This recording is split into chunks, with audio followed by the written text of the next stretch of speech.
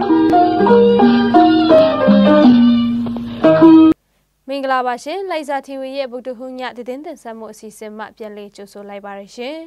ယနေ့ညတင်ဆက်ပေးတော့မယ့်သတင်းအကြောင်းအရာတွေကတော့တိုက်ပွဲသတင်းဖလူမြန်ကော်ရတင်းခံယူနေတဲ့အကြောင်းသားတွေကိုစာတင်ပေးနေတဲ့သတင်းနဲ့တရုတ်ပြည်နေဆက်လွေကြီးဂိတ်ကိုပြန်လည်ဖွင့်လှစ်လိုက်တဲ့အတွက်ကြံစတင်ခုတ်ရောက်နေတဲ့သတင်းတွေကိုတင်ဆက်ပေးတော့ပါမယ်ကျွန်မမွန်ကြပါရှင်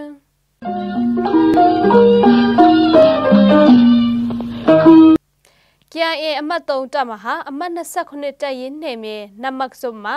ဇန်နဝါရီလ18ရက်နေ့မနက်9:20အချိန်ခန့်ကစစ်ကောင်စီတပ်နဲ့ KIA တပ်ဖွဲ့တို့တိုက်ပွဲဖြစ်ပွားခဲ့ပါတယ်။စစ်ကောင်စီတပ်ခလာရနေရ23အင်အား100ခန့်ပါဝင်တဲ့ချေလင်တပ်ရင်အဖွဲ့ဟာကွန်ဂိုရိုင်ကျေးရွာနဲ့ဘန်ဂေါ်ကျေးရွာအနီးတစ်ဝိုက်မှာစစ်ရဲလှုပ်ရှားနေတဲ့အဖွဲ့ဖြစ်ပြီး၎င်းနဲ့မနက်ကနမတ်ဆုမှာနားနေချိန် KIA တပ်ဖွဲ့တို့ထိုးစစ်ဆင်တိုက်ခိုက်ရာမှာ40မိနစ်ခန့်ကြာနှစ်ဖက်တပ်ပွဲဖြစ်ပွားခဲ့ကြောင်းသိရပါတယ်။ KIO အမှတ်8တပ်မဟာနေမြေမူတာကြီးမှာလည်းဇန်နဝါရီလ18ရက်နေ့ညနေပိုင်း9:30အချိန်ခန့်ကစစ်ကောင်စီတပ်ရဲ့ဂျက်ဖိုက်တာနှစ်စီးပုံကျဲတိုက်ခိုက်တာတွေရှိခဲ့ပါတယ်။ KIA အမှတ်9တပ်မဟာအမှတ်44တပ်ရင်းနေမြေမရောဘွန်ဘက်မှလည်း၎င်းနှင့်ည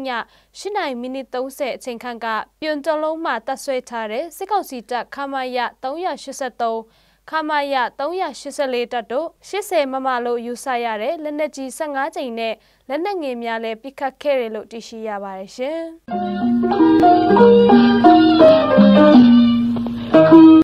ဖလူမြန်ကိုဗစ်ရောဂါကာကွယ်နေနေရဲ့ quarantine စခန်းအတွင်းစေကူတာမှုခံယူနေတဲ့ចောင်းသားတွေကိုရောဂါကာကွယ်ရေးစီမင်းစည်းကမ်းချက်နဲ့အညီចောင်းစာတင်ပေးနေတယ်လို့သိရပါတယ်။ကိုဗစ်ပိုးသိရှိတဲ့ចောင်းသားចောင်းသူတွေကိုတင်ခန်းစာလိုက်မိအောင်နဲ့စိတ်အားငယ်တာတွေမရှိအောင်အခုအစီအစဉ်ကိုစလုပ်တာဖြစ်တယ်လို့ဆရာမမရမေရီကကျောင်းမှာစတင်နေတဲ့ကျောင်းသားကျောင်းသူတွေနဲ့တန်းတူဖြစ်အောင်ပြီးတော့စိတ်အားငယ်တာတွေမဖြစ်အောင်နဲ့ကျောင်းစာတွေကိုလိုက်နိုင်အောင်တင်ပေးတာဖြစ်တယ်လို့ပြောပါတယ်။ဖလူမြန်စစ်ဆောင်စခန်းရှိအလေတန်းကျောင်းသားအချို့ကိုကိုဗစ်ရောဂါပိုးစစ်ဆေးတွေ့ရှိတဲ့အတွက်ဖလူမြန်ကွာရတင်းစခန်းအတွင်းစေကူတာခံယူဖို့တီချာပို့ထားတာဖြစ်ကြောင်းသိရပါတယ်။ကွာရတင်းစခန်းမှာကျောင်းသားစုစုပေါင်း20ကျော်ခန့်တင်ယူနေတယ်လို့လည်းသိရပါတယ်ရှင်။လွေကျေမြို့နေဆက်ကုံတွေရဲကိတ်ကိုဇန်နဝါရီလ16ရက်နေ့မှစပြီးပြန်လည်ဖွင့်လှစ်လိုက်တဲ့အတွက်ကြံတွေကိုတရုတ်ပြည်ဘက်ကိုတင်ပို့ဖို့စတင်ခုန်နေပြီလို့ကြံတောင်တူတွေထားမှသိရှိရပါတယ်။လွေကျေကိတ်အတွင်ကြံကားနဲ့တိရှုငပြောတွေကိုသာအဓိကတင်ပို့မှာဖြစ်ပြီးကြံပြည်တွေကိုကိုဗစ်ရောဂါပိုးစစ်ဆေးက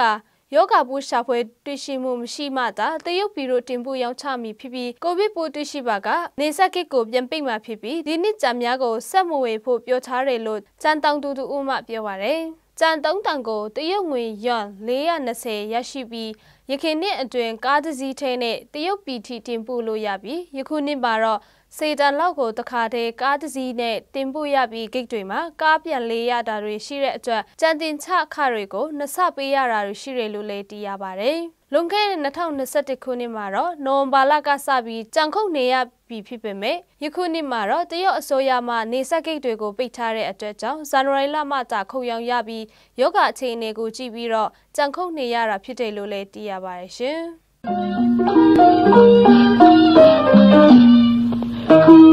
လိုက်စာ TV ရဲ့ဗမာတိုင်းကြားပါရာဖြင့်တင်ဆက်မှုအစီအစဉ်ကိုကြည့်ရှုနားဆင်တို့ပရိသတ်အပေါင်း